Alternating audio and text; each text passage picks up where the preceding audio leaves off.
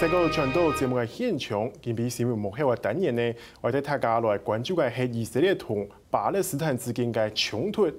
個衝突呢係引致以色列同耶路撒冷嘅新天山嘅穆斯林嘅身體呢，同佢關起來咧，引起當地穆斯林嘅不滿。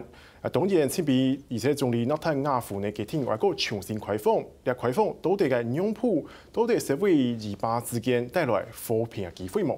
今日倡導嘅學者呢，是系列嘅金泰阿拉伯語內嘅教授劉瓊靜，劉教授你好。主持人你好，各位觀眾大家好。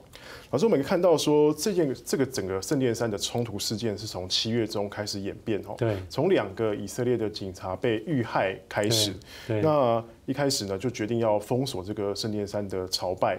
然後引起了一波又一波的衝突。對。甚至說上禮拜5有一個他們的憤怒日，這樣子感覺好像又再度要起義的感覺哦。對。老師，為什麼這樣的封鎖對於這個巴勒斯坦人來講，為什麼會這麼的反感？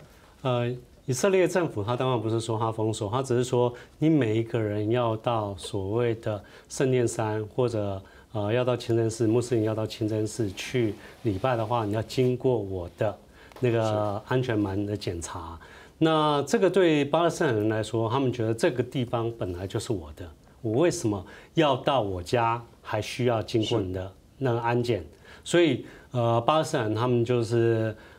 發起了不進去，對不進去聖殿山去做祈禱不到那個什麼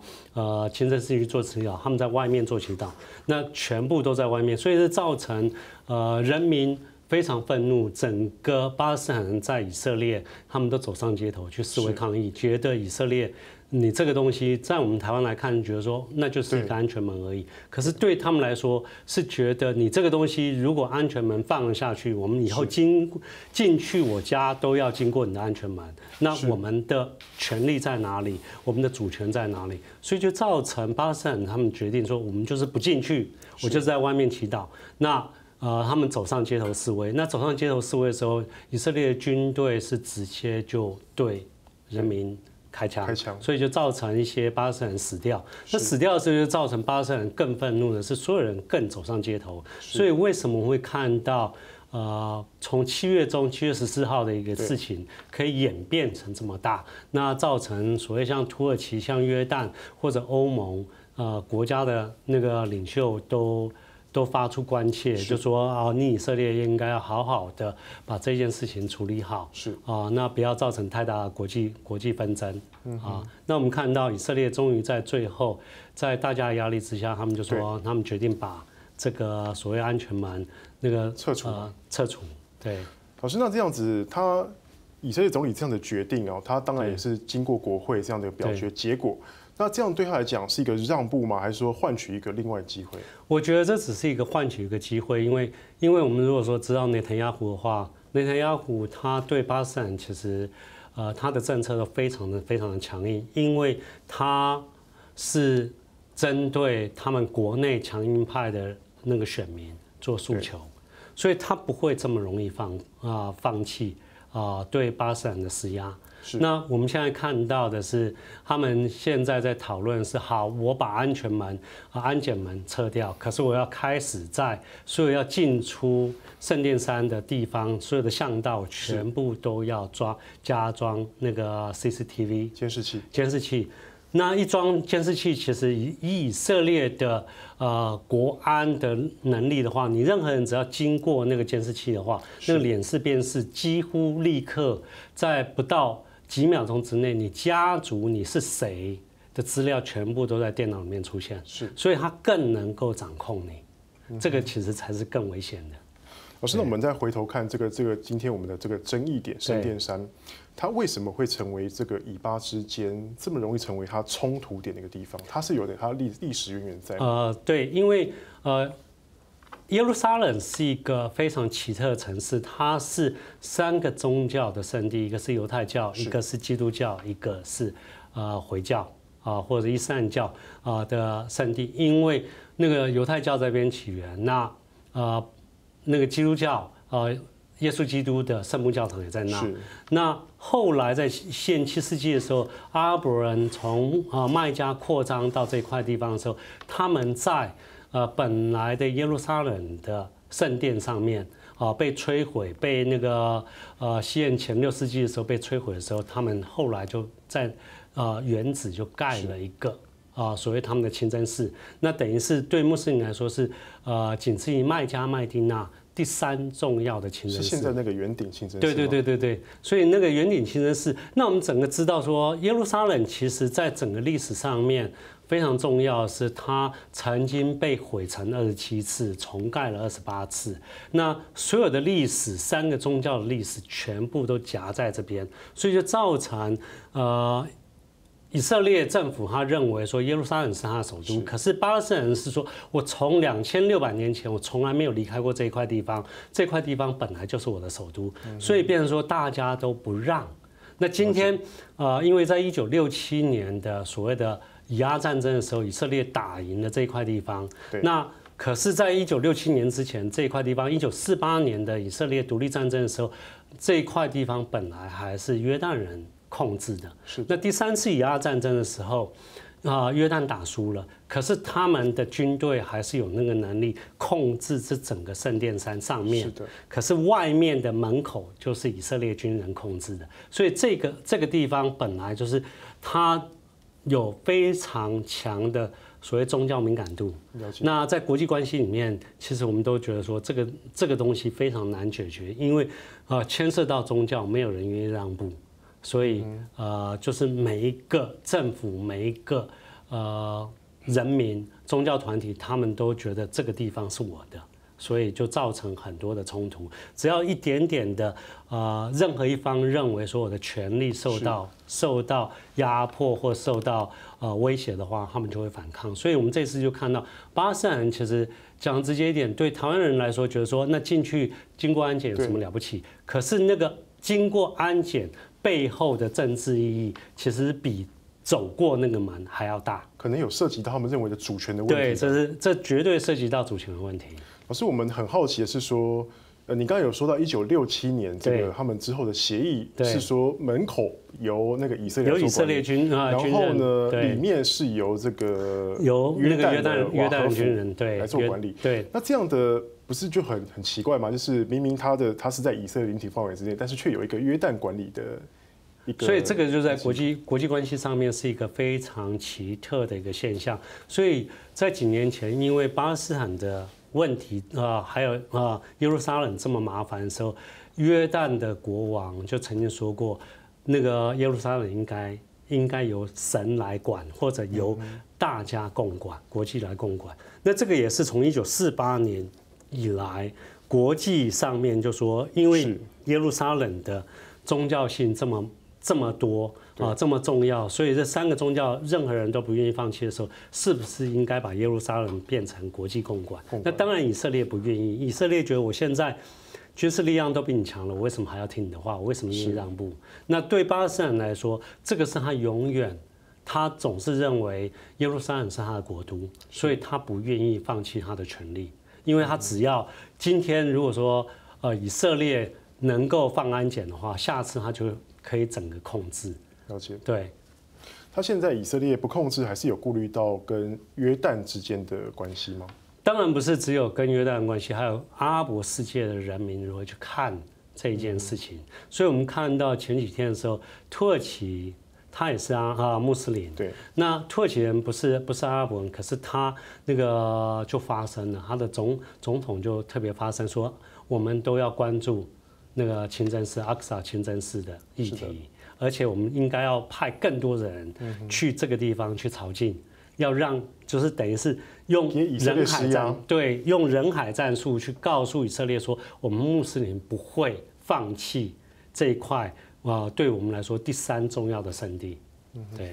老师，那这一次的圣殿山这样的算是一个那种这么大的管制，算是历史上第一次吗？它从1967年被占领以后，1969年开始开放以来，我们看到是2000年的时候，以色列的夏隆。那个当时的总理被选上的前总理，他故意进去那个地方，其实有造成很大的冲突，可是他没有完全的关闭。那这一次是整个被关了1个礼拜，对啊，所以这在历史上面是一个非常重大的事件。老师，我们看到说，就是当他决定要把这个圣殿山关闭、做管制的时候，就发现说，紧接着在约旦的以色列使馆就遭受到攻击，那当场死了2个约旦人哦。对，那当然他们以色列方面希望说能够把约旦的撤馆嘛，把人员全部撤出来，但是被约旦扣住。对，那之后呢？过了1个晚上，突然以色列就拆门了，然后。他说也宣称这个使馆人员已经全部撤离了。对，那是不是以色列跟约旦之间这2国关系是不是有一点这样的矛盾，又有一点敏感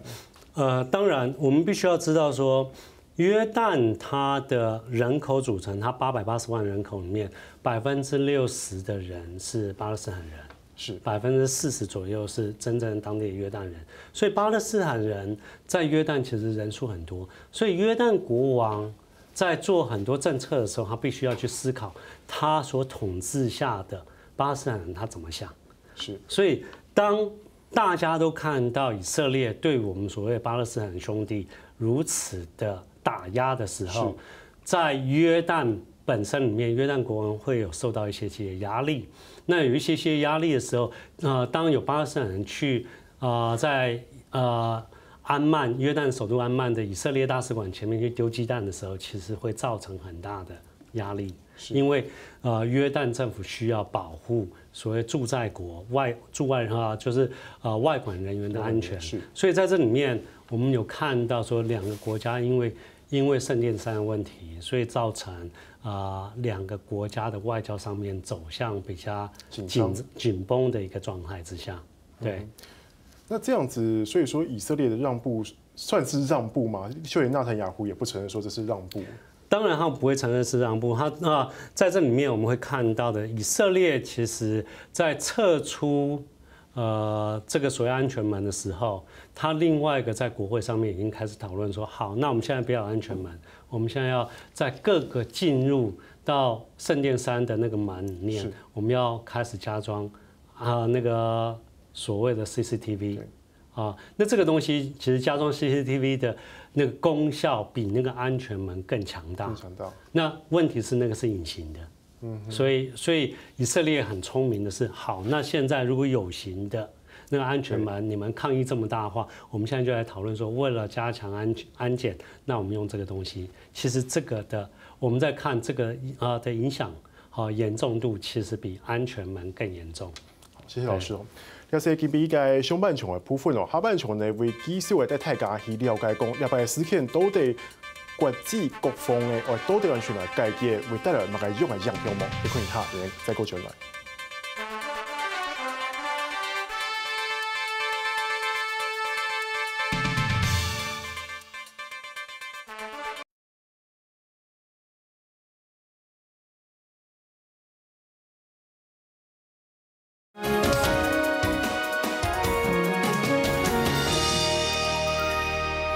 上半场呢，先了解到礼拜星期三冲突嘅头来媒体和包括了向外呢，以色列未来可能会影响做。下半场呢，主要是了解到呢，礼拜事件呢，国际各方到底要全来介入，甚至来调停，韩国有否解嘅可能冇？其实我来请教嘅韩系刘教授。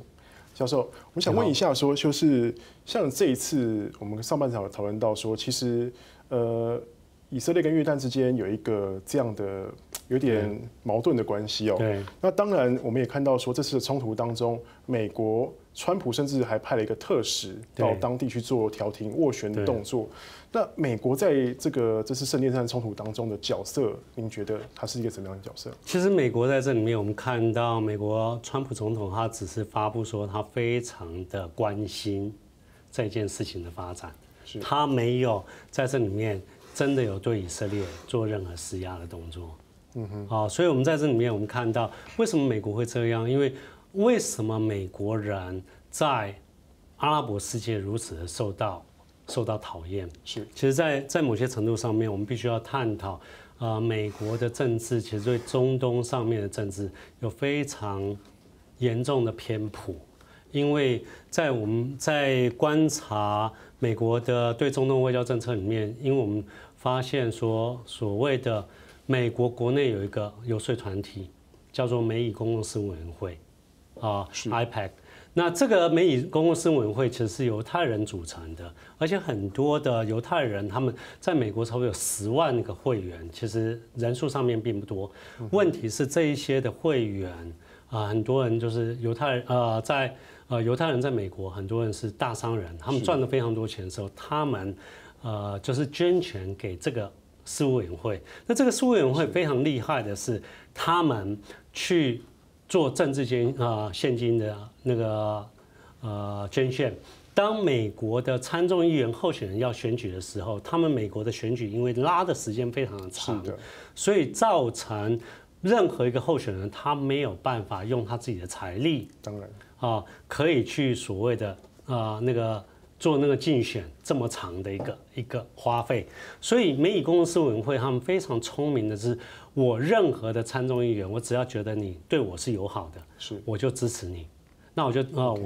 就给你政治现金。那美国政治现金其实是非常合理合法化，所以当你政治现金这样的那个方式的话，造成如果说任何人因为我这样有这么多钱，我可以选上的时候，一选上的时候，这一些所谓美以公共事务委员会的犹太人，他就会开始去对美国的政治人物这些被选上的人去施压、去游说、去施压。所以我们会看到，你想想看，美国竟然在国会上面通过那个每一年要给以色列38亿美金，那未来10年要给380亿。以色列是美国援外那个支出最多的国家，每一个美国人每一年交的税金有500多美金，550块美金要送给以色列。是的，那你觉得说，那美国人为什么都不在乎？其实就是他们美国的政界在某些程度上面被犹太人把持吗？被犹太人把持了。所以在这里面你会看到，美国的政治人物没有人敢真正的在以色列跟巴勒斯坦议题上面去反对以色列，因为他们担心他们国内的犹太势力团体那个力量太大，下一次他如果还要再选举的话，他可能就没有经费。因为我们这个看到说，1990年的时候，那个当俄罗斯决定要让他们国家里面的犹太人返回那个以色列的时候，当时候美以公共事务委员会就去游说美国总统说你要出钱，美国总统不愿意出钱，所以1992年的时候我们就看到政治翻盘。对，因为我请你出钱，让这些所谓在俄罗斯犹太人可以这样回来到以色列，你竟然不愿意透过国会愿意捐这个钱给我们的时候，他们在选举的时候就不站在这个候选人的一边。对，所以说，老师我们说就是以巴的冲突之中，其实美国的角色是很重要，但是美国是在这方面，他没办法对他的金主以色列能够有任何的很大的影响力，他几乎没有什么影响力，没有什么着力点。对，因为我们必须要知道说，他们的美以公共事务委员会整个是渗入。等于是政界跟学界，他们更厉害的是，你像这样的捐钱，引起了美国的国会通过法案，一年给以色列这么多钱，38亿美金，38亿美金，以色列非常厉害的是，他又没有把所有的钱全部都拿回以色列，他还甚至把一些钱留在美国的大学，问你要不要成立中东研究所，那。成立中东研究所，他说我帮你出钱。那你也知道说，现在全世界的大学大家都没有钱的状况之下，任何人愿意给我钱，我当然都接受。所以他是由学界到政界完全的把持。对，因为他用的方式就是说我帮你出所有老师、所有设备的钱，可是唯一的条件是你要聘老师的时候要经过我们委员会去筛选，那看看说我们觉得他合不合格。他筛选的条件就是说。他这个学者有没有曾经是支持我们以色列或者反以色列的任何言论？而且那个以色列政府更厉害的是，在国会今年通过了，任何外国人只要敢在任何的公共媒体上面发表任何反对或者不支持以色列的任何声明的话，就在以色列入关的时候就会被遣送回去。所以在台湾，我们就是有朋友就笑我说，我这样常常在媒体上面会批判阿拉伯政府，也会批判以色列政府的那个政策的时候，不公不义的政策的时候，难道我都不会想说，我到时候被挡住了？那当然，其实在这里面你会知道是以色列现在连它的影响力都想影响到全世界各国的学界，希望这些人因为你如果说还要再进以色列的话，你就要多方考量。你在发表你的任何的想法之前，你会先考虑过。那你想想看，这个东西其实是等于是言论自由的前置。以色列可以把它的影响力扩张到全世界各国。老师讲到言论自由的前置，就是说，以色列总理纳坦雅胡他这一阵子有说，这个半岛电视台在报道这个圣殿山冲突的时候，有煽动就是民众去暴动也好，这样的情绪在。他说要用立法的方式把半岛电视台的分支赶出以色列境内。老师怎么看？当然，我们说以色列自诩为民主国家，而且他们有那个选举，他们美国也常常以这个所谓的选举自由选举的制度来说明说他们为什么要支持以色列因为他们要在中东这一块地方创造一个所谓的模范是他们希望整个中东是一个所谓的自由选举的国家，因为符合美国所谓的民主这一套的国家符合美国的那个所谓民主选举。可是美国非常有趣的是，很多在中东国家还是没有选举的地方，可是美国跟他过从甚密。对像沙特阿拉伯、约旦对，约旦是有选举的，可是像沙特阿拉伯很多国家的话，他们是没有选举。可是美国总统，你看到川普一上任，第一个那个出国访问的就是到沙特阿拉伯世界。对，所以在这里面我们看到美国在整个中东的政治上面是有双重标准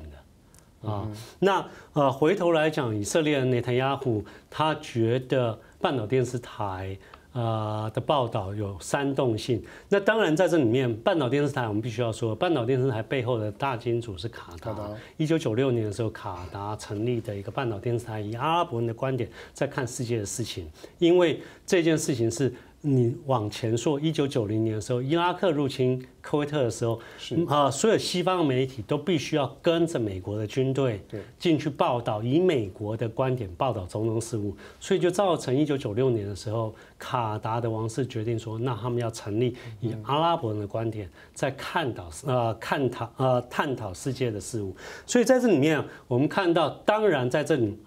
这件事情，以色列设立安全门的事情，阿拉伯人或者半岛电视台他们会怎么去看这件事情？他们当然他会有他的观点去告诉所有的全世界的人或阿拉伯世界的穆斯林，就是说，你看以色列对我们的巴勒斯坦的兄弟就是这样不公不义的。所以这样的报道对以色列来说当然是芒